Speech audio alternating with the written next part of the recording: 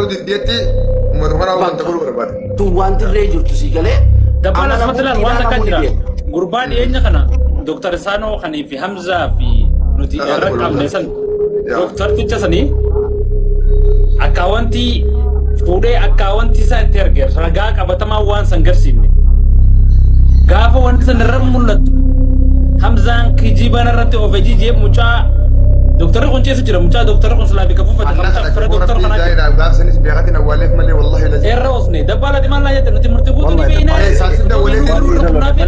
Ani mataa akauntiin tajulee dinatti ergame wallahi. Yaa Rabbi sodaadhu ani badhaasaa kana dawwaleetiin badhaasaa kana lolee jaawoo gurbaa kana duulaa bakka biraatti irra deema.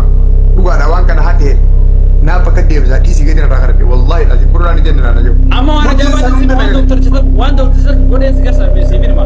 Adeema waan meeqa Maalleen Dr. Sanii cina tokko kan galanii jira kan namni qabe. Dr. Chukun namni abbaa qabeenyaa wayii tokko maallaqa kanneef. Kana murtii barri ijeeni waan san hanqa tokko harkadheetiin jira namaa tokko nannaa kan ijeen. Hin dubbatin ijeen ammoo miidiyaa irratti namoonni silaanaa galchan kakaratti afar waada naa galanii jira. Waan kana yeroodhaaf naa tursiisi garuu ammoo akka wanna taatuun barbaade anatti illee himeeti isatti illee hime. Hamzatti illee akkasumatti hime jechuudha. Warroota silaa wanna gorsan abaluun nama akkanaa gargaarsa naa kanne garuu namsani maqaallee nan dubbatin naan jaani isinillee nan dubbatin nun jee. Gabbahee miidiyaa gubbatti akka waanii fi nama sanii geessetti nama san isa kana gargaaree godhee viidiyoo hojjete. Isaan kana wayi si gaafadha. Isaan kana Dr. Saanoo wayi doktara kana ana moo murtii dura argine hanjama naa deebisi. si Ana moo murtii dura sagalee deeb. si Jammara Hamzaa Haji dura murtii dura namni viidiyoo gurbaa sanii waraabe uqsam billah ana. Jalqaba namni geessitii tiiktookii fidee ana. Akkatti kan isaan hundi na booda dhufan. Hamzaanis murtiinis achuma keessa booda isaan komishinii barbaade waan sirrii murtiin komishinii barbaade. Ani immoo komishinii amma illee naggaan dhiibee dadhabnaan garaa beeka. Obboleessa kiyya murtiin hojii ati hojjette dhufee fi dabaasetti dhaada malee warra falkaabaa waan yeroo laatu takka. Assalamu alaikum. kanaafuu akka sabatti wanni jechuun barbaadu murtii nuti odoo beeknu irra kunnaa sittoota nu bira ga'e Gabbaan waan tokko si maqaa Assalamu alaikum. Carra.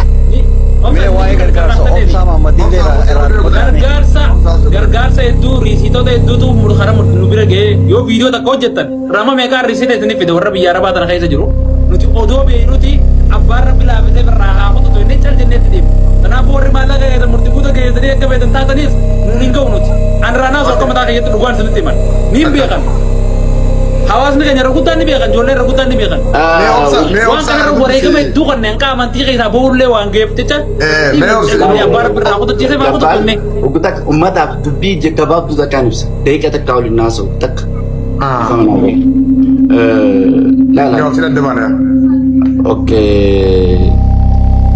Dabbal keenya viidiyoo tana gartee yoo tola ultummaadha nama yatiima jaatamaaf lafaan bitee miskiinaaf yatiimaaf ol ba'ee fittiin dubbadhu atta ragaan qaba viidiyoodhaan waan jiru si galee laafuma laatu haadha yatiimaatiif anaa waggaa 16 bara sanillee nagaaniin hojjedhe akkanatti maalleeyni kun kanarratti ergameen hin bitan. Oke, luga se me quedo, se nane que luga fitara. Koi luga baka luga tak narasi. Kamdolen tun kan yatima turte kan baay'ee rakkatti. Battana umanu kutun ni beka biro ki nu fati fa idam naga damne jirra tabu da kan Okay. gar sala Ya wani ada wani. apa sudah kedapat di mana kami afanin nak. Okay, luga se. Wani ni dubbachuu barbaadu hatta soomana keessa afaan soomanaatiin baadiyyaa dhaqee mana ni ijaara hangaan Yaa'u bi murti ya fale sakke tokko nama kana hundi hija murti raqaba wallahi la azim nan dhageeffadhu hatta hiriyoota kiyya tokko tokkoon miidhuudhaaf laalamma laala waa'ee dudleen dubbatu tanamaa dhiisi tiyyaati wanti murtii guutoon hatta feesbuuka kiyya haggaafsan itti gargaaraa ture haa godhee namni fuudhee isa maqaa sin garsiisa. Feesbuukiin amma itti fayyadamaa jiru feesbuuka kiyya. Galgala isa bira bulee kunoo maqaa azarii si garsiisa. jechi yoo usnee irra wayyaa jennee mataa qaqqabannee deemna. Gurraan hin dhagaye. Garuu namni tokko tokko Dabbal maallaqa qarshii kuma 800 kan mucaa Jarman jirurraa jaartiidhaan Jarman sii keessa jeefu. Na bira gala gurbaan sun obboleessi isaa na bira gala. Obboleessi gurbaa sun kan murtiin nyaata sun as na bira gala. Guddisi gaa guddisi eega fade guddisi laal guddisi. Yaa meeni gabaabsinaati waan kana meenaas hin jee. Deddeebiinis yaane. Dabbal hanga nama. Ati dila kan hunda kasi bineessitu Baaba kana keessa kun amma maal jedha. Baabaan fi murtii keessa utaalee immoo.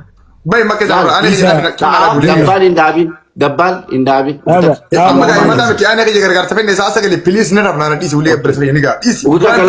Uguta anaas maqaa isaa jijjiirama galatoomi laal singarsiisa atta feesbuuka kana. Boodufteen himatu rabbummaan rabbii kan hunda. Laal feesbuuka kiyya laal as bira maal jaa kunoo laa dubbisi. Qaama inni murtii guutoo jee fayyadamu. Anneetu bin jiru. Amma gubbaara maal godhate murtii guutoo godhate. Hai. Ayo guddii dhugaa osoo meeshaa irratti boo'oo dabbal Laal dhageeffadhu dabbal. Bara mucaa kana ni cafaqee bara